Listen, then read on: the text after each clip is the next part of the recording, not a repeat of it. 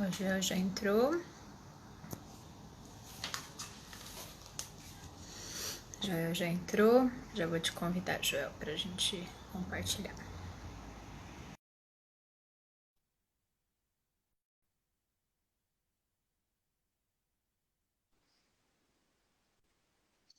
Olá, tudo bem?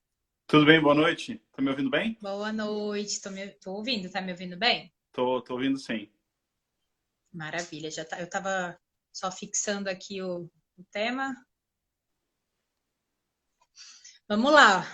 Ó, 7 horas em ponto, vamos começar. Gente, hoje eu tô super honrada. Tô com uma pessoa aqui que tem um conhecimento incrível para compartilhar com a gente, acreditem. A gente vai falar sobre imigrar e sobre empreender no Canadá. Eu tô trazendo aqui o Joel Nascimento para compartilhar com a gente não só a sua trajetória, mas como que é viver fora do país, como que é viver no Canadá e como que é empreender. Ele já empreendeu no Brasil e já empreendeu por lá e vai compartilhar um pouquinho com a gente. Joel, muito obrigada por estar aqui comigo hoje. Seja super bem-vindo. Se apresenta aí para o pessoal para a gente começar o roteiro, porque tem muita coisa para falar. Pois é, você vai controlando o tempo aí, porque se deixar falando, vai longe, tá? Bem, Pode deixar. boa noite aí para você, boa noite para o pessoal aí do teu canal. É um prazer aí poder compartilhar. O principal objetivo meu hoje aqui conversando é poder contribuir de alguma forma com as pessoas. Costumo dizer que experiência é o nome que a gente dá para a somatória de todos os nossos erros. Então, eu hoje estou aqui compartilhando um pouco de experiência com o objetivo explícito e estrito de fazer com que os outros possam aprender sem ter que errar. Então, essa que é a ideia. Eu trabalho há mais de 24 anos com gerenciamento de projetos, operações, programas. Trabalhei com empreendedorismo desde a época de faculdade. Estive na empresa Júnior da Unicamp em 1997, na mesma turma que o Fabrício da Móvel esteve lá, né, antes dele, evidentemente, fundar a Móvel e o iFood. Né, a gente trabalhou junto com o Ricardo, outras pessoas que acompanharam esse início de jornada. E depois de trabalhar durante um tempo, né, com carreira consultiva, aí eu fui trabalhar uma carreira corporativa e depois disso eu decidi abrir minha empresa e depois disso empreender. Então, um pouco aí da minha trajetória, tem história para Dedé para contar, fica à vontade para guiar o caminho. Ótimo. Então vamos começar do começo, né? Joel, lá jovenzinho, escolhendo a carreira que ia trilhar. Por que decidiu fazer ciências da computação? O que, que te chamava a atenção nesse curso e como que foi o curso para você? Então, na verdade, sim, quando eu fui prestar vestibular, eu fiquei em dúvida entre três cursos diferentes. Eu fiquei em dúvida entre prestar ciência da computação, ou na verdade engenharia de computação, foi que eu entrei no Unicamp originalmente, fazer ciências sociais ou marketing. As três áreas me interessavam muito. Eu acabei decidindo fazer computação porque eu avaliava que era uma área com um grande potencial comercial, um grande potencial de carreira no longo prazo, tendo em vista que o futuro naquela época era computador. Na verdade, tenho computador desde que eu tenho, sei lá, 6, 8 anos de idade. Meu pai trabalhava com isso, me ajudou um bocado nesse sentido. E eu acabei decidindo por conta disso, né, ir para essa área de Uhum. tecnologia. Sempre tive um contato muito grande, foi bastante natural fazer isso. Né? Enquanto alguns na faculdade nunca tinham visto computador na vida, na minha turma, né, isso em 1994, eu já trabalhava com computador, já construía meus joguinhos desde aquela época. Uhum. É uma carreira assim, que eu acho muito boa. Né? Na verdade, assim, eu trabalho com inovação desde sempre. E eu acho que o mundo está mudando muito rápido. Então, talvez o principal take que dê para falar daquela época para hoje é de que a única certeza que a gente tem é que o mundo vai mudar. E a única certeza que a Uhum. gente tem é que ele vai mudando cada vez mais rápido. A diferença entre Sim. agora e 50 anos atrás é que o ritmo com que isso evolui é muito exponencial, é muito rápido. Por quê? Porque a tecnologia da Exato. informação está evoluindo de uma forma muito rápida, coisa que você não tinha na época da Henry Ford. Então, assim, você precisa tomar muito cuidado com as opções de carreira que você faz, para você não gastar 4 anos da sua vida, 5 anos da sua vida, com um troço que eventualmente não vai te levar para onde você quer ir. Então, é melhor, na verdade, Uhum. você tomar uma consideração maior, pensar com mais calma o que você vai fazer, e eu, pelo menos, acredito nisso, né? E aí você tomar um Sim. passo de fato, mergulhar de cabeça. O problema é que eu acho que tem bastante gente que começa cedo, vai cedo escolher um curso, uma faculdade, uma carreira, e às vezes fica alisando aquele troço, entendeu? O Sim. mercado corporativo, ele é muito fácil você, na verdade, ter um entorno, uma estrutura muito legal em volta de você, e aí você, na verdade, fica fazendo um pedaço de algum processo, e aí você fica, portanto, alisando aquela prática e você não cai dentro de cabeça, entendeu? Então, comigo, sim, não serve, eu gosto de trabalhar, na verdade, profundamente com as coisas, e por isso que eu decidi empreender também. Legal, acho que o que você falou eu sempre falo por aqui, Joel, que assim, se a gente não pensar e não tiver propósito desde o começo, e não, né, às vezes, para mim, assim, o segredo de tudo isso é a autoanálise, é o autoconhecimento. Eu falo isso toda live, eu sei que já tá ficando chato, mas, cara, é isso. Se eu não parar para pensar, para olhar, a profissão que tem hoje não vai ser a mesma profissão de amanhã, e a de amanhã não vai ser de depois de amanhã. Então, se você não descobrir realmente aquilo que você faz bem, né, e aquilo que você gosta de fazer. É isso, se você for muito na onda do que está na moda, a moda está passando muito rápido, está tudo muito volátil. Uhum. Então, assim, acho que o que você falou faz todo sentido e eu super concordo com você. E é o que eu até tenho buscado de instruir para os meus mentorados. A gente decide a carreira muito novo, né, Joel? Você tem 17 anos para escolher o curso, e aí depois a maioria se forma com 22, máximo 24, 25 anos. E aí tem que desenhar toda uma carreira pela frente. A gente, quando é jovem, a gente tem muito aquela coisa de, nossa, o que eu defini vai ser a minha definição para o resto da vida. Dá medo de mudar, né? Sim. Você já mudou bastante, né? Você trabalhou, você começou sua carreira com uma carreira mais técnica, né, Joel? E como é que foi, como é que você caiu aí na área de projetos? De onde veio? Você é um cara que eu conheço sua trajetória, você vai contar aqui para o pessoal que não tem muito medo de mudança. Isso é muito legal. Mas como que foi essa transição aí de uma carreira mais técnica para uma carreira de projetos? Como que foi? Conta aí pra gente. Na verdade, assim, a área de formação que eu escolhi é muito, muito técnica, mas desde o começo, assim, desde a época da graduação, eu já sabia que eu tinha muito mais interesse na questão gerencial, na questão humana, na questão de negócios, do que na questão técnica, né? Eventualmente, meu trabalho de gerenciamento é bastante técnico, né? É bastante aprofundado, mas assim, é muito diferente você escrever código, você colocar sistema no ar, você manter um sistema de internet banking de um banco, por exemplo, coisa que eu já fiz, em relação a você gerenciar projetos, operações ou contratos. Então, desde o começo eu sabia que eu não era o melhor programador, eu não tinha o tesão por sentar e escrever código, me formei na área, tudo bem, não tem problema, mas então eu acho que a questão talvez seja essa, né? Pelo menos para mim. Eu acho assim, e Elon Musk, que é um cara que eu sigo e acompanho bastante, ele aborda bastante isso. Importa muito menos o diploma, importa muito menos o curso, o grau, etc. e tal. Importa bastante mais fazer coisas extraordinárias.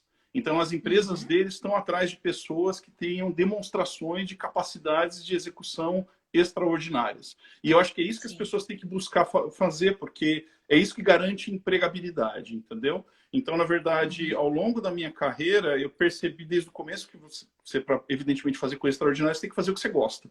Se você fizer alguma coisa para fazer salário, para fazer dinheiro, para ter cargo, esquece, isso não vai ser extraordinário, isso vai ser o caminho mais fácil para você ser medíocre. Então, normalmente, as posições gerenciais no Brasil, isso é um problema bem brasileiro.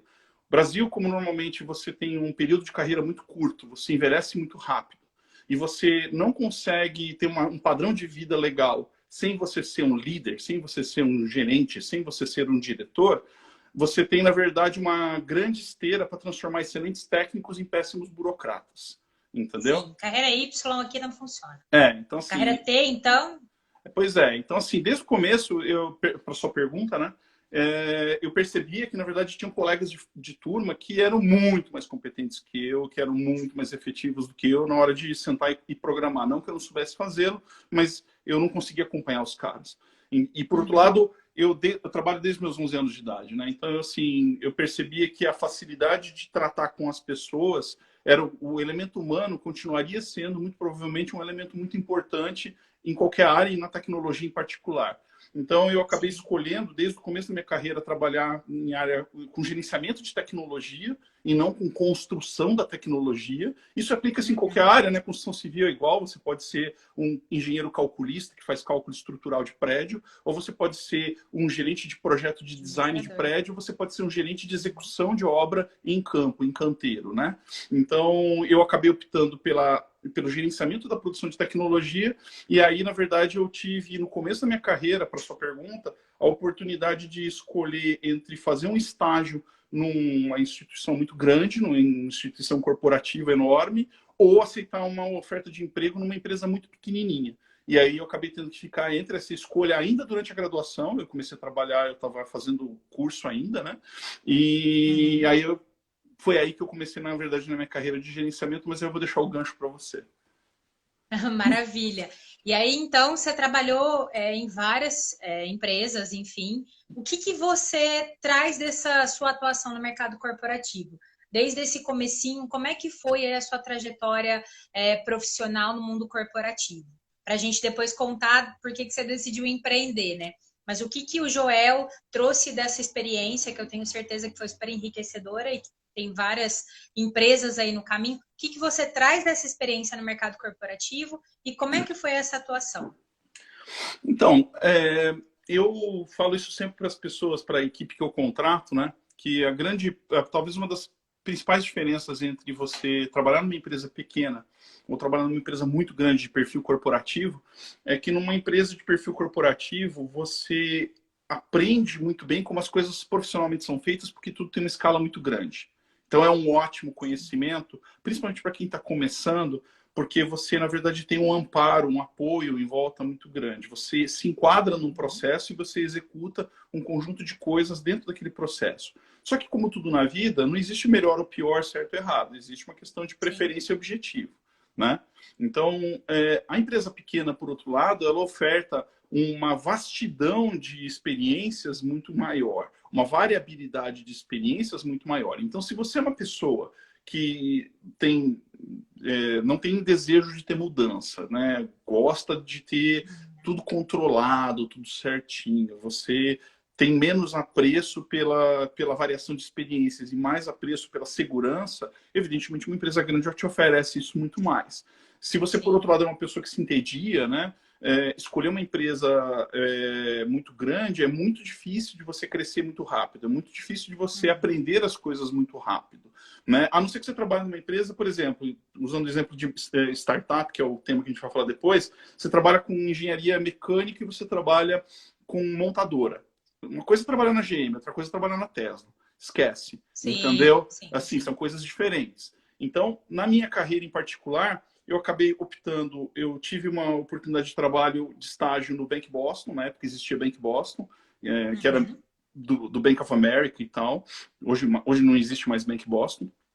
Eu tive a oportunidade de trabalhar no Bank Boston como estagiário ou de trabalhar numa consultoria que tinha 10 funcionários. Eu acabei optando pela consultoria porque eu julgava que eu iria aprender muito mais na minha área técnica, de gerenciamento e tudo mais, num curtíssimo intervalo de tempo. E foi uma escolha acertada sobre esse aspecto, porque eu, sei lá, estava no meio da aula ainda, eu me lembro como se fosse hoje, um dos primeiros contratos que eu peguei nessa empresa era uma implantação de sistema, uma virada de sistemas na Odebrecht, no Rio de Janeiro. Então, todo dia eu catava avião, saía de Campinas de manhã cedo, pegava o avião para o Rio de Janeiro, trabalhava o dia inteiro no Odebrecht, com um cara no meu ombro, assim, olhando o que eu estava fazendo, e aí eu catava o avião de volta no final do dia para voltar para Campinas para assistir a aula à noite. Isso jamais aconteceu. Estagiário ainda. Na verdade, sim, eu estava dentro da faculdade ainda fazendo curso. Isso jamais aconteceria numa empresa grande. E aí o que aconteceu de interessante foi que, mais para frente, trabalhando em consultoria em duas empresas diferentes, né, que foram as duas primeiras empresas da minha carreira, eu acabei recebendo uma oferta para trabalhar no Bank Boston, que foi um dos meus clientes. Só que aí, quando eu recebi a oferta do Boston, eu recebi, na verdade, a segunda oferta, não para ser estagiário, mas para ser coordenador de uma equipe. Então, na verdade, no andar tinha, sei lá, um estagiário de 20 e poucos anos de idade, tinha eu e todo mundo na faixa dos 45, 50, entendeu?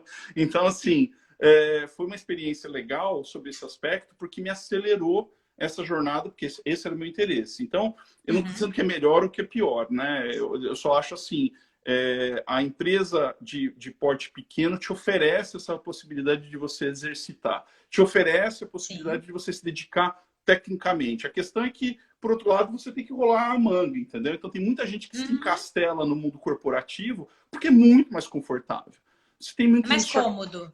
É muito mais cômodo, você tem sistema de suspensão na empresa, você não tem buraqueira. Quando tem buraqueira, ela acerta primeiro lá embaixo, até chegar em você, putz, demora. Empresa pequena não, cara. Toma um sopro na rua, tchau, entendeu? Já tá chacoalhando tudo, cai o copo na mesa, no chão, etc e tal.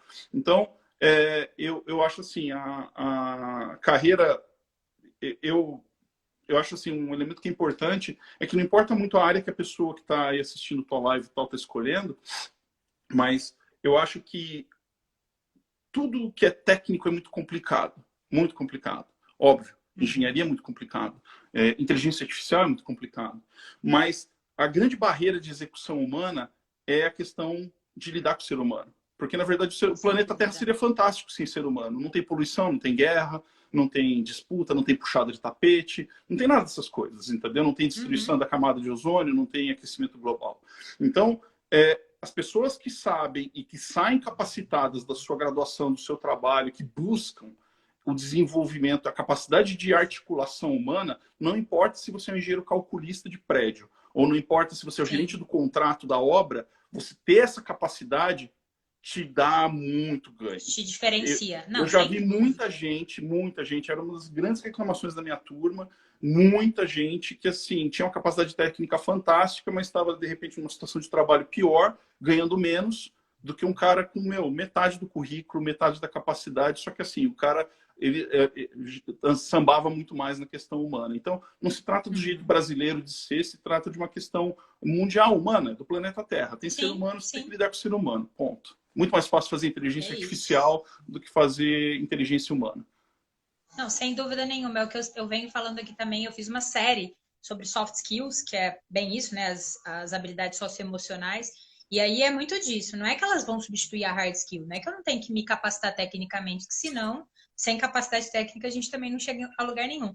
Mas cada vez mais, com esse monte de, enfim, inteligências artificiais que, né, que tá vindo por aí, a tecnologia avançando cada vez mais rápido, se o humano realmente não tomar o domínio do estar por trás da máquina e souber se relacionar com tudo isso, eu, enfim, também super concordo que eu não sei para onde a gente vai. Eu sempre falo isso por aqui também, fiz uma série sobre isso, e eu acho que faz todo sentido. Na área de tecnologia, mais ainda, porque eu acho que é a área que mais exige isso, né? Por mais que as pessoas ainda não entendam isso, né? Mas é uma área de técnica, de tecnologia, então é preciso saber muito, ter muito conhecimento técnico, sim, não é que ela vai substituir a hard skill, mas as pessoas que estão nessa área e que se tocaram de que saber se relacionar é tão importante quanto, cara, vão dar de braçada, sem dúvida nenhuma. Então, eu venho falando assim, bastante isso por aqui também. Você quer ter um termômetro do como é difícil você lidar com a camada humana no mundo corporativo? Basta você tentar convencer um cônjuge, marido e mulher, entendeu?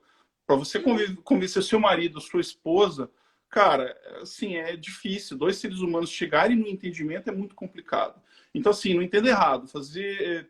Ter currículo é bom, ter formação de primeira linha é bom. Eu busquei na minha vida toda sempre a melhor formação que eu pudesse conseguir, entendeu? Fiz faculdades boas, fiz pós-graduação boa e tal, mas isso é um ponto de partida, não é o ticket de chegada, entendeu? Quem chega, na verdade, é quem tem a capacitação. Não importa muito como você adquiriu. E às vezes você passa pelo pedigree e não adquire. Então, na verdade, o que importa é adquirir. O que importa é fazer. Os meios é óbvio, você quanto mais conforto tiver e mais amplitude de ferramentas você tiver na sua caixa de ferramentas, mais fácil fica, mas até aí isso não é realização, isso é felicidade, isso é quando você sofre para conquistar, não é o que você fez. É isso aí. E não é o diploma, né, Joel? É o que eu sempre, enfim, falo por aqui também. Não é só ter o diploma, porque o diploma pode até te gabaritar para entrar na empresa. Ah, beleza, eu tenho um currículo bom, eu fiz MBA não sei aonde, enfim, você ter o título pode até te gabaritar para entrar dentro de uma empresa, mas o que vai fazer você ter ou não uma carreira de sucesso, enfim, de correr atrás e de crescer e de ganhar espaço, é aquilo que a gente falou antes, né? Você saber onde você quer chegar, porque de repente o sucesso para você é, sei lá, ser um cara técnico que está ali naquele nível e não quer crescer, tipo, em termos de níveis hierárquicos, mas que está feliz ali. Então é isso, sucesso para você é isso, maravilha. Mas você só vai conseguir ter isso se você tiver esse autoconhecimento do aonde você quer chegar e principalmente se você souber, tipo, se relacionar e fazer tudo isso que a gente acabou de citar. Porque só o título só te faz entrar, não te faz permanecer e muito menos trilhar o caminho de sucesso dentro da empresa, né? É isso aí. Show de bola. Então, aí você estava, enfim, trabalhando com projetos, e da onde veio essa vontade de empreender? Conta aí pra gente como é que foi, que eu acho que tem um monte de gente aqui que está querendo empreender. De onde foi que o bichinho do empreendedor te mordeu? Ou se ele já tinha te mordido desde sempre? Como é que foi essa mudança aí? Nossa, desculpa o barulho, hein? Imagina. Na verdade, desde sempre. Eu, como eu disse, eu trabalho desde os 11 anos de idade, né? Eu trabalhava vendendo coisas na rua e tal. Então, desde essa época, eu tinha contato com o público e trabalhava ajudando a manter a casa, etc e tal. Então, é muito natural para mim, sempre foi muito natural você defender o seu, entendeu? Então, você defender o seu é talvez a essência de você tentar assumir o controle da sua própria organização, qualquer que seja ela, Legal. da sua própria empresa. Então, isso sempre me acompanhou. Durante a graduação, eu já tinha isso comigo. Aí, na verdade, assim, como eu sabia que eu queria fazer uma pegada mais gerencial na minha carreira, eu me formei em ciência da computação, depois eu fui fazer um MBA no INSPER, porque eu sabia que eu não tinha formação administrativa, então eu sabia que eu era nerd.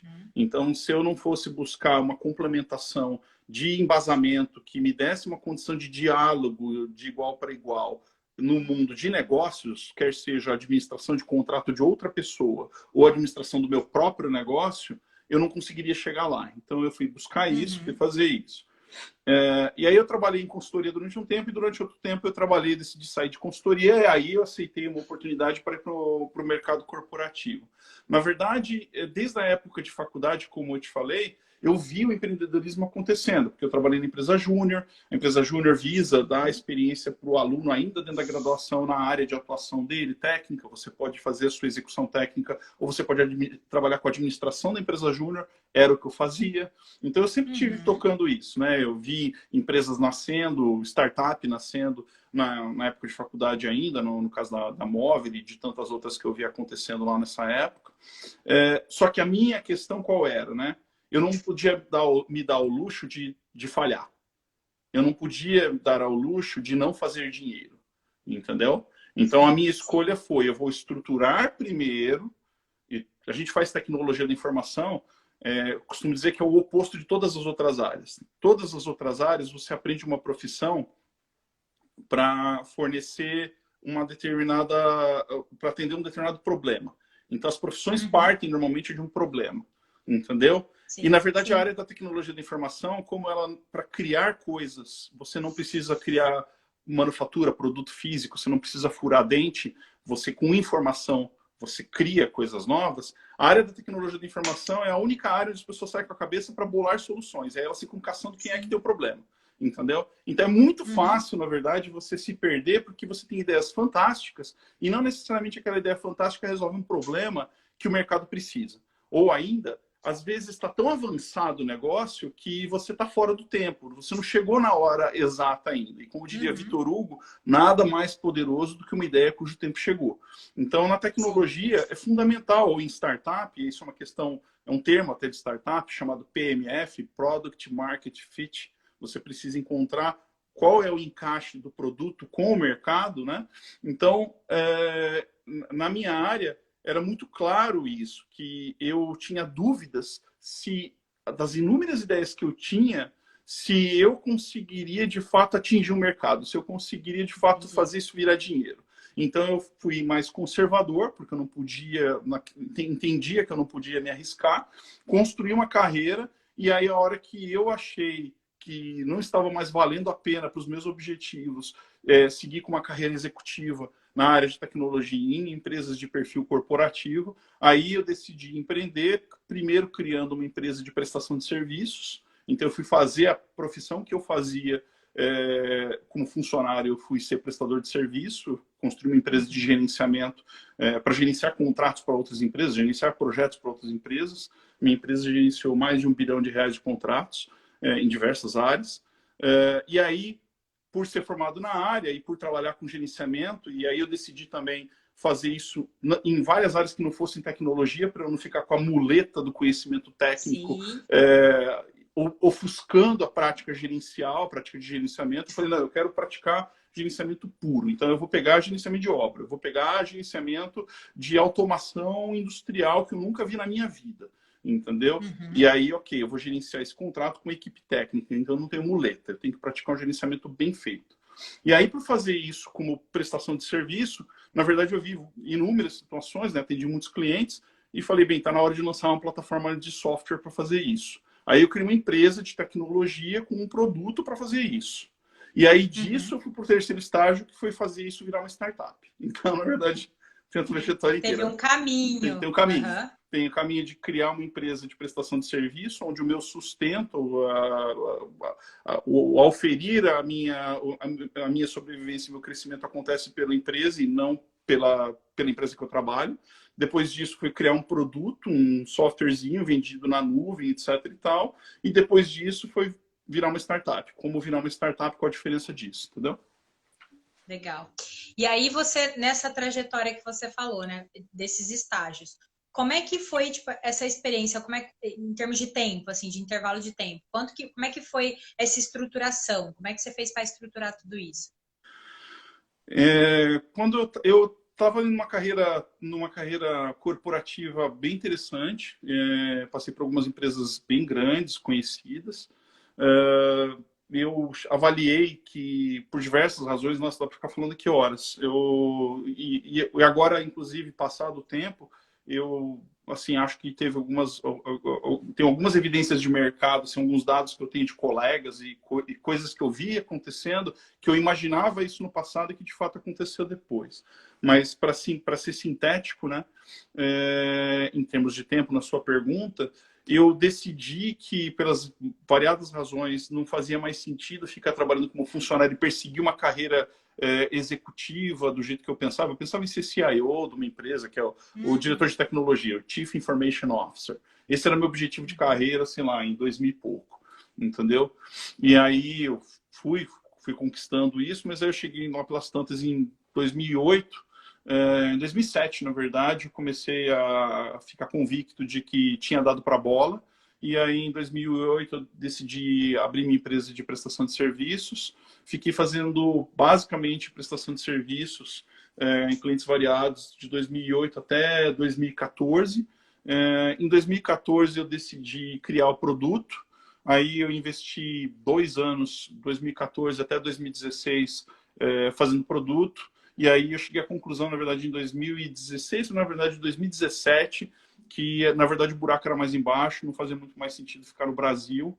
E aí eu decidi, na verdade, transformar a empresa, ou focar todo o interesse, toda a trajetória de crescimento da empresa, em vez de fazer um crescimento orgânico como uma empresa convencional, fazer isso através de um Uhum. crescimento exponencial como uma startup, e aí decidi vir para o Canadá. Então, essa janela de 2008 até 2020, né? Legal.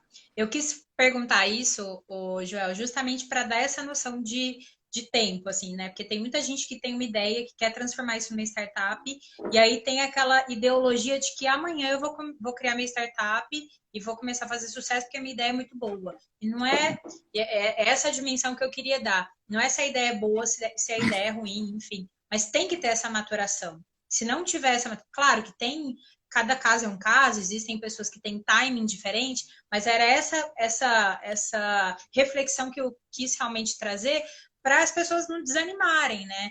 E eu acho que a gente vai falar sobre isso depois da diferença de startup para empresa convencional, mas esse medo que a gente tem do errado, fazer errado, enfim, se não der certo, Nossa, é o enfim, para contrário. quem está empreendendo, né? Tipo, não dá para a Então, gente não fazer isso, né? então, talvez essa seja a principal. Talvez, se puder resumir no principal aprendizado que custaram décadas para mim para aprender. Então, de novo, não tem nada, zero de presunção. É absolutamente humilde a colocação, porque custou muito erro, né? A gente só adquire experiência se a gente sangra. Então, quando você fala, nossa, eu sou Isso. experiente pra caramba, é porque você tem cicatriz. Entendeu? Essa é a minha Uhum. opinião.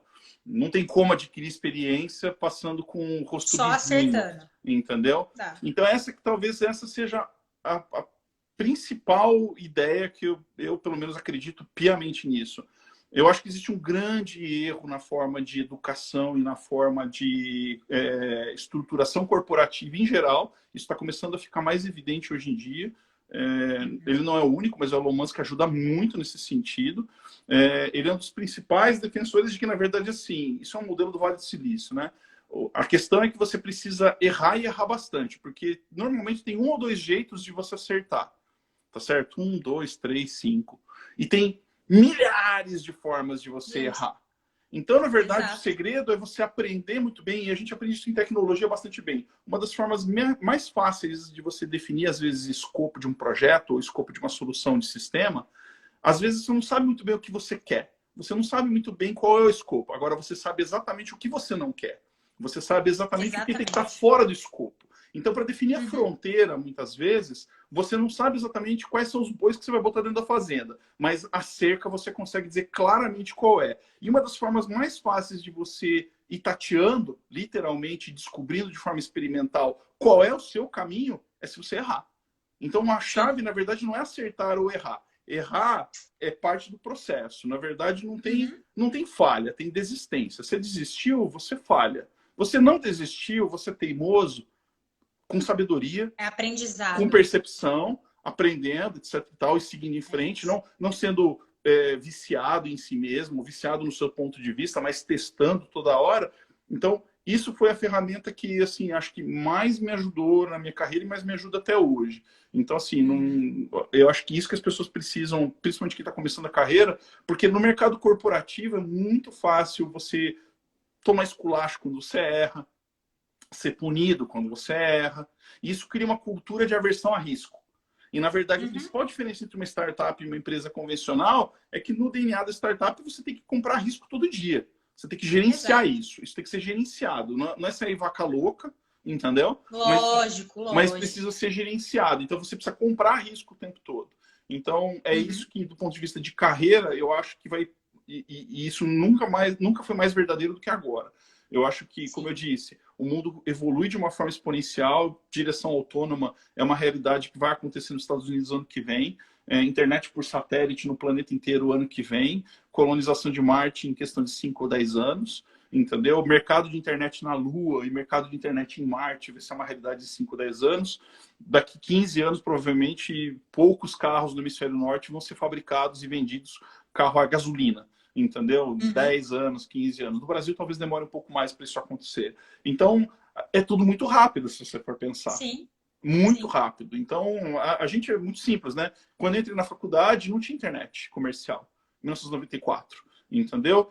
O boom do ano 2000, das .coms, eu vivi enquanto eu estava saindo da faculdade. E hoje você veja que a gente não vive sem celular. Então, é É isso. isso. Precisa ter muita resiliência, precisa ter muita capacidade de comprar risco e tem que aprender a errar. E como diria Winston Churchill, né, uma frase que eu gosto bastante, ele fala que o sucesso consiste em você se mover de falha em falha sem perder o entusiasmo. Acho que é isso. Nossa, perfeito. Acho que é muito isso. Eu acabei de falar isso também num post que eu fiz sobre design thinking, essas teorias todas de inovação, que para mim tem duas coisas que são muito claras nessas teorias, que é a empatia, que é o que a gente falou do capital humano, e a experimentação.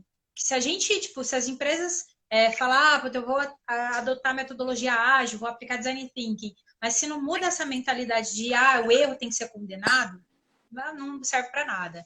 Então, você está corroborando com aquilo que eu falei num post anterior aí, então super concordo Essa contigo. frase nem é minha, na verdade, assim, e eu sugiro muito que as pessoas acompanhem, eu gosto muito, assim, aprendo bastante com o Elon Musk, as empresas dele. Ele fala isso, eles perguntam para ele, né? Você é uma empresa que tem um grau de inovação violento, absurdo, é ridículo. Falam, meu, o que você faz no seu staff para garantir que a sua empresa tem liderança?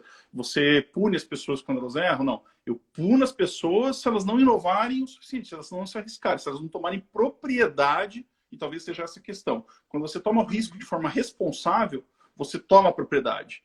E normalmente Sim, no mundo corporativo você aprende a empurrar para o outro. Entendeu? exato, Política. exato. Tipo, se acontecer um problema, não tem problema. Desde que o problema Uhum. não seja comigo, não Não seja no seja meu meu, departamento. exato. Não é no meu departamento, está resolvido. Tá tudo Entendeu? certo. É isso aí. É bem isso. E aí você contou pra gente que você foi para o Canadá. Por que o Canadá? Como que foi essa ida para o Canadá aí para empreender, para criar sua startup? Conta um pouquinho pra gente. Já apareceram algumas pessoas falando, quero ir para o Canadá. A gente vai falar um pouquinho sobre isso, sobre como é viver aí. Mas como que foi essa ida para o Canadá? Por que você, para empreender, enfim, para criar sua startup, foi para aí? Na verdade, assim, eu tomei a decisão de... Eu estava refletindo sobre converter a empresa para uma startup já no Brasil, né? Acabou acontecendo tudo muito rápido. No meu caso, aconteceu tudo muito rápido também, né? Nesses últimos 2 anos, por conta da trajetória como um todo, né? Uhum. Estão perguntando em qual cidade no Canadá. É Eu estou isso. morando a 60 quilômetros de Toronto. Então, Toronto é a cidade do Canadá que fica mais perto de Chicago, perto de Nova York. E tem a outra parte do Canadá que é perto de que é Vancouver, que é perto de Seattle. Uhum. Né? Estou aqui do outro lado, no lado do leste. É uma região fantástica. Assim,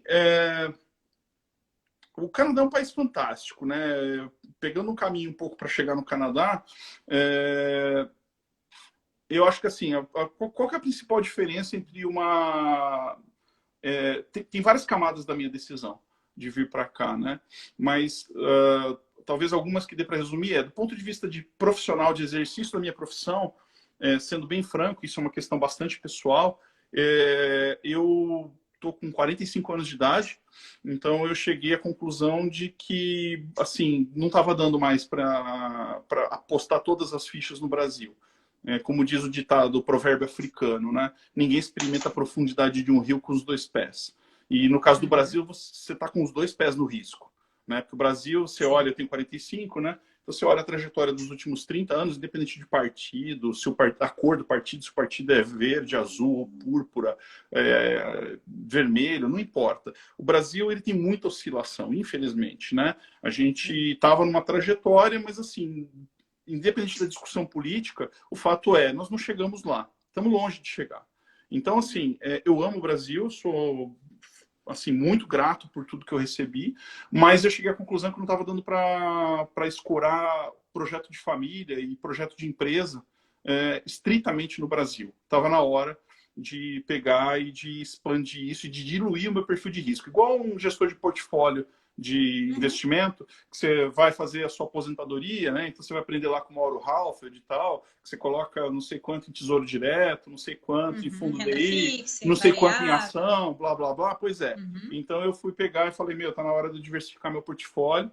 E aí, óbvio, eu tinha interesse no mundo desenvolvido, tinha interesse na América do Norte. E aí o Canadá, para mim, né, foi uma opção muito natural. Comecei a me informar sobre o assunto, decidi pelo Canadá porque eu acho que é um país muito mais inclusivo que os Estados Unidos, não compara. Eu costumo dizer que o Canadá, isso não é muito subjetivo, mas o Canadá é uma versão melhorada dos Estados Unidos, entendeu? Assim, uma versão que tem quase todos os aspectos bons dos Estados Unidos, com inúmeras vantagens e sem muitos dos problemas que os Estados Unidos têm. Então, Uhum. parece intangível isso, mas é real, né? Então, o Canadá, você pousa no aeroporto nos Estados Unidos, qualquer que seja ele, você olha para a sua alimentação, quem já está servindo hambúrguer limpando o chão, ele tem cara de latino, mulato ou estrangeiro do Afeganistão ou da Armênia, entendeu? Uhum. Quem dirige táxi igual, entendeu? Em Nova York, táxi amarelo, que parece no filme do Homem-Aranha. É Sim. só quem é estrangeiro. Quando você pensa em Canadá, e por outro lado, né, quem é líder de empresa, presidente de empresa, ministro de Estado, é tudo loiro, do olho azul, chamado Smith ou Só. McNamara, entendeu? Uhum. Enquanto que no Canadá, na verdade, você é como se fosse a legião estrangeira. É um país que está envelhecendo, eles sabem disso, eles sabem que para eles continuarem tendo relevância no mundo, eles têm que oxigenar o país, e o jeito para fazer isso é Uhum. através da imigração. Então, a imigração no Canadá é um fator central do país, da estratégia do Sim. país. Então, você tem a legião estrangeira, você tem todo tipo de gente aqui. Então, o presidente do Toronto Raptors, por exemplo, que é o time que ganhou a NBA um ano atrás, ele é um africano de origem nigeriana que fala um sotaque arrastadaço, assim, ele não fala um inglês perfeito, ele não está na segunda geração no Canadá, o pai dele não se Uhum. ferrou para chegar até aqui, e aí, beleza, ele teve uma vida boa, o pai dele tinha grana e tal, e aí ele virou presidente do Toronto Raptors. Não, ele é a primeira geração. Ministro da Uhum. Ciência e Inovação tem um turbante na cabeça. O líder do terceiro partido mais importante aqui tem turbante e barba de indiano. Então, assim, no Canadá você vê gente limpando o chão de todo quanto é tipo de etnia, você vê gente de todo quanto é tipo de etnia na liderança de empresa, na liderança do país.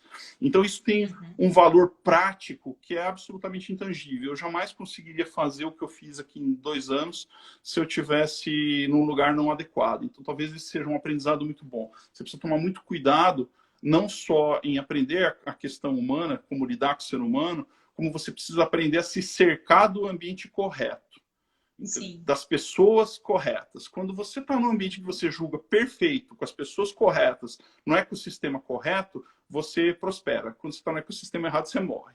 É igual pegar peixe de água salgada e enfiar na água doce, ou pegar peixe abissal e enfiar no raso. Esquece, morre. Entendeu? Então, 2 anos atrás, 3 anos atrás, eu cheguei a essa conclusão. Aí, no começo do ano, comecei a me formar, fui na Câmara de Comércio do Brasil-Canadá, em São Paulo. Aí, fiquei sabendo que tinha um programa de aceleração para empresas, para startup. Fui numa quinta-feira, o programa encerrava a linha ao application disso na terça subsequente. Eu decidi aplicar, fui selecionado. Foram 6 empresas que foram selecionadas para vir para o Canadá, principalmente na área de inteligência artificial e blockchain. Minha empresa foi uma delas. E aí decidi ficar desde então. Então, assim, o Canadá é um país fantástico. Ele é muito mais fácil de você encarar o inverno no Canadá do que você encarar o verão no Brasil. Isso sem sombra de dúvida. Eu morei em São Paulo, em Campinas, no Rio de Janeiro. Morava 2 quadras da praia, entendeu? No Rio. E eu digo para você sem sombra de dúvida, eu prefiro bastante mais morar no Canadá do que morar no Rio de Janeiro. Com certeza, é o que você falou. Melhor o inverno do Canadá do que, né, o verão daqui, que tem ficado cada vez pior, ainda mais com o aquecimento global, que a gente nem mais inverno tem por aqui. Não, eu adoro assim o calor, entendeu? Eu adoro praia, curto muito, mas assim, do ponto de vista de desconforto, você tem uma infraestrutura no país que é feita para isso. Então, todas as casas têm isolamento, você consegue ficar de cueca ou de shorts em casa, você consegue ficar assim, só de camiseta no escritório, caindo neve lá fora. Entendeu? Então, é um país onde a infraestrutura, não só para quem tem dinheiro, democraticamente para todo mundo, você vai andar no circular, o circular tem aquecimento e calefação. Ele tem ar-condicionado no verão. Então, você consegue entrar de terno e gravata num ônibus, no metrô, a qualquer tempo e estação do ano, e você consegue viver bem com isso. Então, o canadense, inclusive, tem essa questão. Os Estados Unidos tem um drive assim, para o consumo muito grande. Você é o que você consome. Tem que ter casão, tem que ter carrão, tem que ter tudão. Entendeu? Aqui as pessoas são bem resolvidas. Elas, na verdade, elas não querem consumir tanto, elas querem viver bem, entendeu? Então, essa que é a questão. E como que é o dia a dia aí? Conta mais pra gente aí, Joel, porque tem gente interessada no Canadá. O que são, enfim, aspectos positivos, aspectos nem tão positivos? Enfim, conta pra gente com mais detalhe do dia a dia aí. Deve ter coisa ruim também, né? Não é possível que é tudo perfeito. Eu sou cristão, né? Então, perfeito é só no céu e do lado de Deus. Na Terra não tem nada perfeito, não tem sistema ideal no planeta Terra. Todos os sistemas do planeta Terra são sistemas reais, todos eles têm atrito. Então, assim, eu vou te dizer, viu, Marília, eu estou há 2 anos aqui, né? Cheguei há mais de 2 anos, 2 anos e 1 mês. A única coisa que eu acho que até agora eu posso dizer que é uma crítica, assim, é uma questão que me decepcionou um pouco, é que o canadense ele é muito avesso a risco, entendeu? Então ele é ele é bastante mais vagaroso do que a gente é. E talvez muito mais vagaroso do que alguns outros países do mundo são. Então, quando você pensa em imigrar e pensa em morar em outros países, a grande vantagem é que você, assim, quer dizer, eu acho uma vantagem, né? Você se desprende, você não fica com necessariamente amarração, você passa a ter uma perspectiva menos passional, ou menos por conta do treinamento que o seu cérebro recebeu. A gente fala machine learning da inteligência artificial, né? Que você precisa fazer machine learning para ir aprender. A gente tem o human learning. Então você aprende, né? Você aprende que o seu contexto é aquele, que você precisa comer arroz e feijão, comer bife, e isso é bom, entendeu? E tem um monte de coisa boa no Brasil, mas quando você olha em escala global, tem um monte de coisa boa em um monte de lugar e um monte de coisa ruim em um monte de lugar. Então, assim, no Canadá, acho que o principal elemento que me decepcionou um pouco agora na pandemia é a questão de que eles são um pouco mais vagarosos do que outros lugares do mundo. Então, assim, eles são muito seguros. Então, para você tocar negócio aqui, você tem que compor com o timing deles também, entendeu? Mas, afora isso, assim, a maneira como eles estão tratando, por exemplo, as pessoas em geral, imigrantes ou não, durante a pandemia, não tem comparação com os Estados Unidos ou Brasil. Não tem comparação, entendeu? Então, eu já vou ter uma pergunta aí que mandaram. Eu já ia te falar como é que isso, Daqui a daqui a pouco pouco eu você já falo responde sobre aí isso, mas assim, os conselhos. mas só para responder então a sua pergunta, assim, você falou, não tem defeito? Eu acho assim, cara, tem muito pouco, entendeu? Até agora, sim, na verdade, eu tenho tido surpresas boas consistentemente nos últimos 2 anos. Quando eu tomei a decisão de vir para o Canadá, eu não imaginava que o Canadá seria tão inclusivo quanto ele de fato é. Isso foi uma surpresa quando eu cheguei. Passados 2 anos, eu só tenho exemplos positivos, entendeu? A única coisa que está acontecendo é que agora que eles estão começando a se ressituar com relação à imigração. A imigração tomou um grande atraso durante o Covid. Mas assim, você não tem morte e contaminação como você está tendo nos Estados Unidos, por exemplo, o Brasil. Entendeu? Então, o Canadá, digamos assim, não é uma Coreia do Sul, onde você não tem lockdown, você não tem nada, porque o país é totalmente gerenciado com relação à pandemia, testa todo mundo, rastreia todo mundo, isola todo mundo, etc. e tal. Não é, mas também não é o Brasil, não é Estados Unidos, é muito melhor. Então, assim, viver no Canadá, muito confortável, grandes diferenças do Brasil em geral e dos Estados Unidos, menos, mas do Brasil com relação ao Canadá. Uma pessoa trabalhando aqui numa família tipicamente sustenta a família. Se você quiser 2 pessoas trabalharem para você ter conforto, para você construir patrimônio, ok. No Brasil, não. No Brasil, normalmente, você precisa ter 2 heróis cumprindo com sucesso a sua missão para você conseguir dar conta de pagar todos os boletos. E a notícia são muitos. São muitos boletos, salvo raríssimas exceções quando você tem um excelente emprego executivo, onde você tem um plano de saúde violento, com um nível de reembolso violento, etc, etc, etc. E mesmo assim você vai pagar uma escola para criança, vai ser 2,5 pau um boleto de escola em São Paulo. Cada cidade tem uma realidade, mas enfim, se você for enfiar uma criança numa escola em São Paulo, dá para pagar fácil R$ 2.000. Se tiver 2, 3, você faz a conta. Então, no Canadá, na verdade, você vive muito bem com muito menos, entendeu?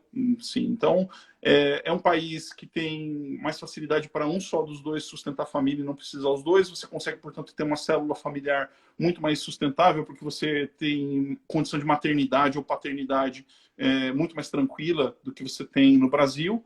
Você consegue viver mais, as pessoas saem do trabalho às 5 horas da tarde. No verão, às vezes 4h30, 4h45, passa 15 minutos, você está em casa, você não fica 2 horas no trânsito, entendeu? Igual São Paulo. Então, em São Paulo, às vezes, você espera o rodízio acabar às 8 da noite, para daí você se deslocar para casa e chegar às 8h45 em casa. Aí você vai comer, assistir um negócio, etc., vai dormir pouco, vai acordar no outro dia às 6 horas da manhã, porque você precisa pegar o trânsito de novo para cruzar a cidade.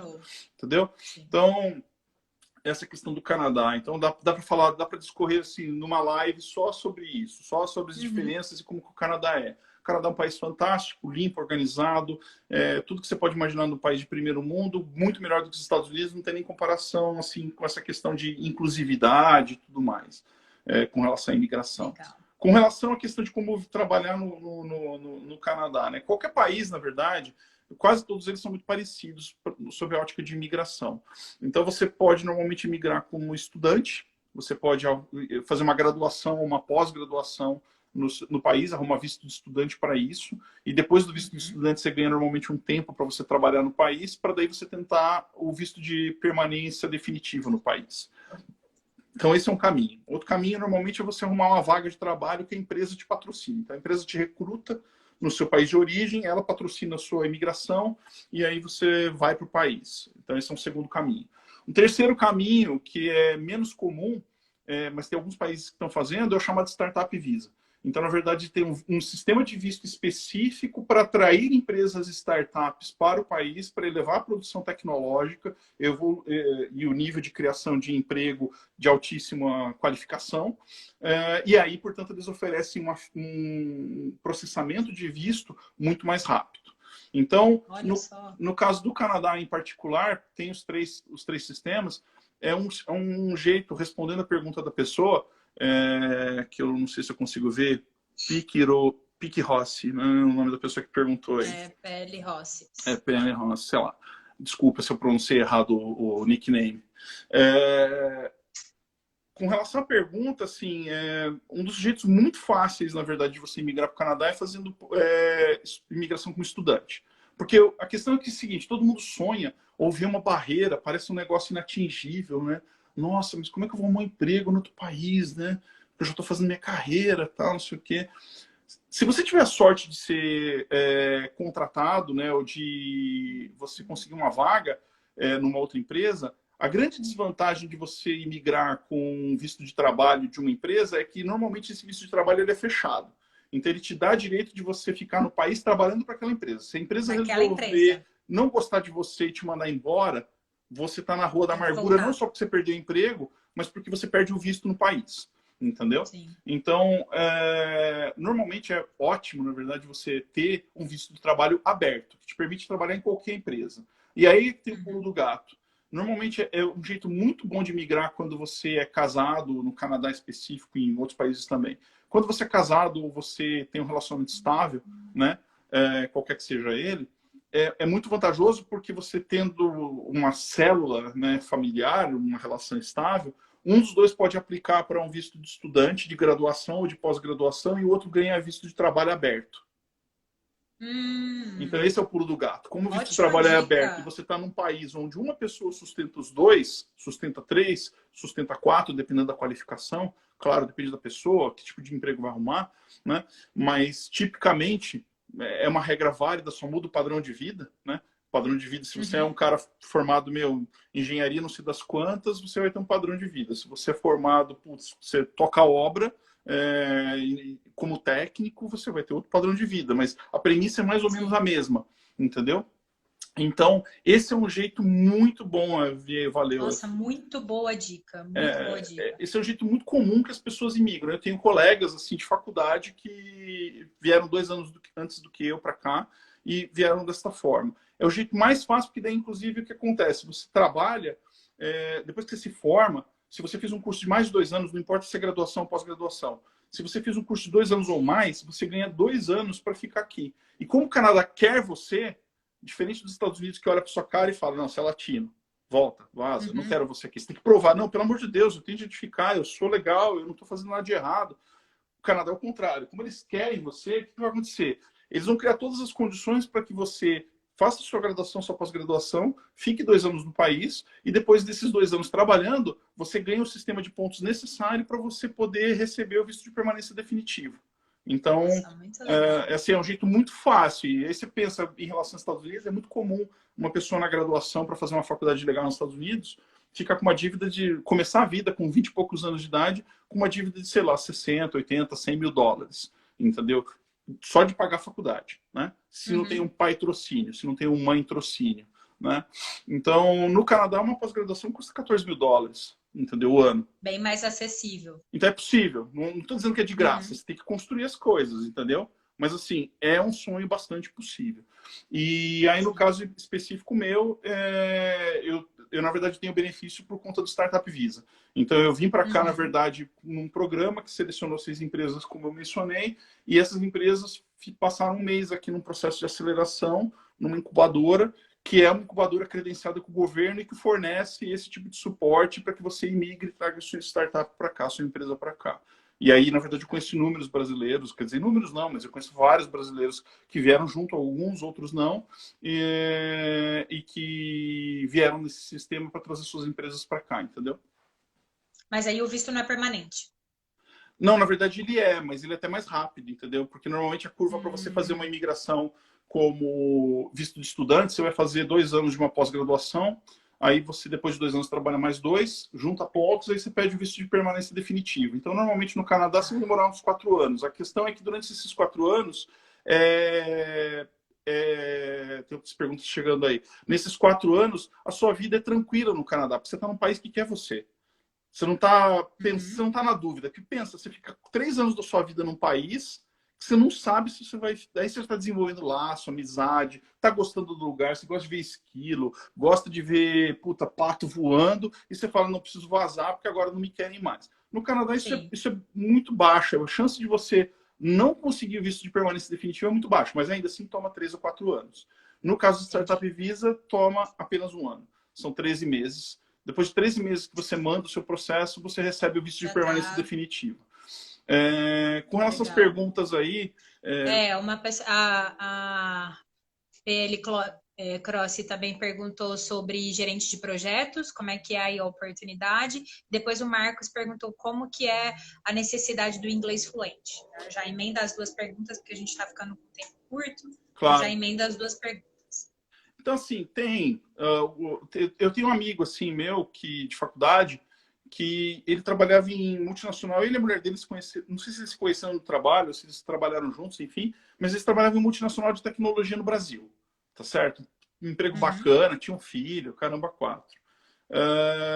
Eles decidiram vir para o Canadá, falaram, não dá mais, chega, deu pra bola, vamos mudar de país. O que aconteceu? Fizeram esse esquema, a esposa arrumou uma pós-graduação em gerenciamento de projetos, que era a área que ela já trabalhava lá. Ela, na verdade, nem precisaria fazer pós-graduação, ela já era certificada do PMI, entendeu? Uhum.